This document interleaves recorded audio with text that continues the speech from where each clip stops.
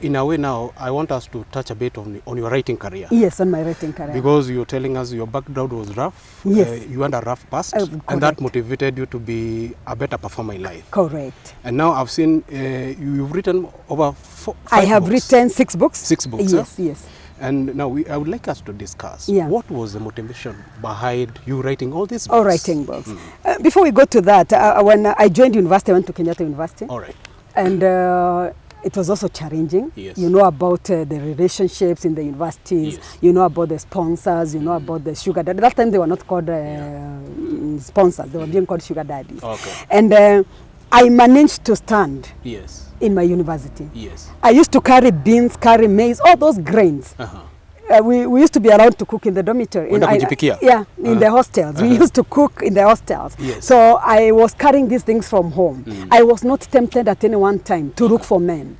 Yeah, I was not able even to afford clothing, but I could go to Githurai, look for some clothes, you know, the Mutumba clothes, and I could look very neat like anybody else. And I went through the university very well without drama. I went through the university without any drama.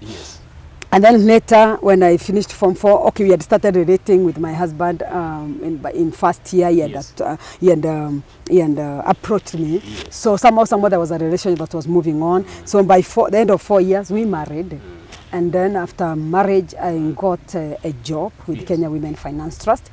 After getting the job with Kenya Women Finance Trust, I resigned and joined Equity. And then it is where in Equity I left. And when I left Equity, there's something that came in me. I said in the banking career, I have seen businesses do well and businesses fall. In essence, now that is where your passion for writing because now came. That's where my passion for writing came. So I had seen poor people becoming rich in my banking career. I had seen rich people becoming poor. And so I asked myself, what caused all this? And one day, as I was just in my house, 5 points came, and I wrote the points down. And God inspired me to write the common money mistakes people make. Most probably you'd like to This is the book. This was my first book, The Common Money Mistakes Many People Make. You are a product of the financial decisions you make on a daily basis. And most of the mistakes that people make are multi-banking. You realize that somebody is in this bank, in this bank, in this bank. We have con-guaranteeing, where people go con-guaranteeing one another, and you find yourself or the person you guaranteed is not able to pay, and your property is attacked or your money in the bank is taken. Failure to take insurance. You know, people fail to take insurance, and things do happen. Even as we talk now, there are some people who don't even have NHIF. So when they are sick, everything they have goes away because of sickness. So that's why I wrote the book, Common Money Mistakes People Make. Then after I wrote that one, there was an inspiration to tell people, how did I grow? And so I wrote, you are highly favored, never rose up. Because all circumstances were against me, Godfrey. All circumstances were against me, but God helped me, and I refused to rise up. So you are a banker, you are a writer, you are, you know, you drove all that inspiration because of generally what I go through, what I passed through has caused me to do the right thing. Kindly, maybe you would like to tell our viewers, what are these common mistakes, money mistakes that people make? Godfrey, people make money mistakes on daily basis. And they are very common. Common indeed. And like one common mistake that people make is failure to save. And every time I talk about savings, they ask, even what I have is not enough. How can I save? And I'm like, no matter how little you have, you must save. If you are a Christian, when you give your 10% as tithe, then make sure you save 10% of whatever you earn. The reason being, as long as there is money in your pocket, there will always be needs. There are things that need to be taken care of. So the failure to save, and you have seen it even like the young people, they get married, and the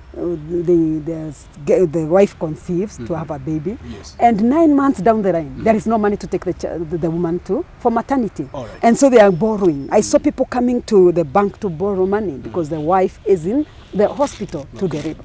So failure to save has caused a lot of embarrassment in the lives of people. And remember, people don't like liabilities. When they know Godfrey, every time you meet them, you're borrowing. They'll keep off from you. Yeah, sure. Even parents, our parents, when they realize that we are borrowing them every other time, they don't want to see us. So everybody wants somebody who has something. Yes. So that is a mistake that so many people make, both the young and the old.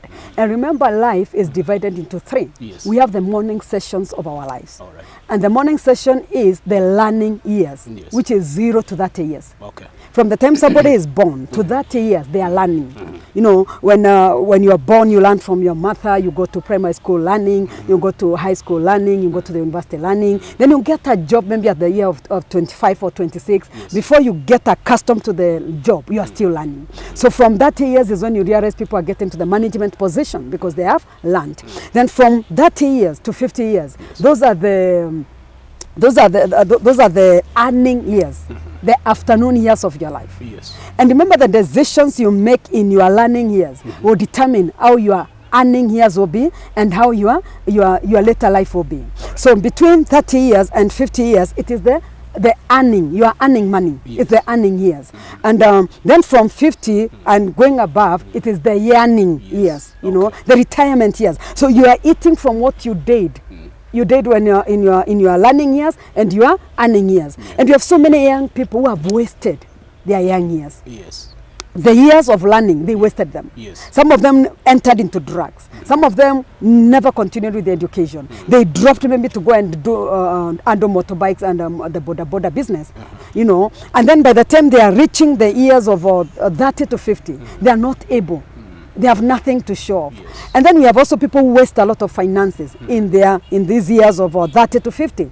Remember, that is when people are marrying. Yes. These are the time people are buying vehicles. They want to drive. These are the time people want to build a house. These are also the time people are so enticed by the banks to take loans here and there. So those are the earning years.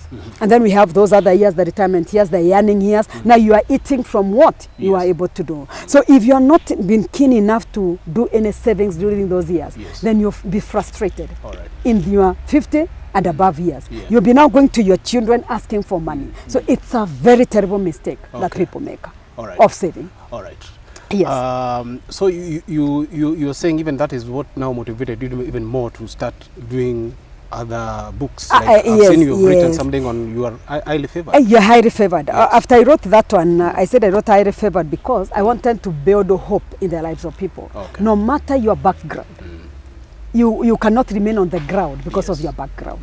Yeah, you can always rise above your background by the grace of God. So I wrote this book to show people I had no name. I was not known. Yes. I am from a family that was not well known, and even the way I grew up with my mother really struggled. Yeah, she really struggled. But God favored me. And I say everybody is highly favored by God. It's not about the matter of who who bore you. Yes. It's not about your father or mother. God just wanted to use your parents to bring you to this world. All right. Then whatever happens to your life from there, it is your own responsibility. Yes. So I wrote to people to tell them they are highly favored. They should not fear anything. They should move on. They should have high self-esteem. Yes. Because many people are losing it because of lack of self-esteem. The problems of life today are causing people to lose esteem, and when you have no high self-esteem, there's not much you can do. Yeah. Then after I wrote that one, I wrote another one, which is not here, Finding Strength in Times of Storm. That's a powerful book. And I always say that storms of life are different. Mine was a sickness. I went through a serious sickness that kills people. I went through a chronic disease that has killed doctors whom I have seen with my eyes. I had systemic lupus. Yeah, it is called lupus. And my life was, I was to lose my life in 20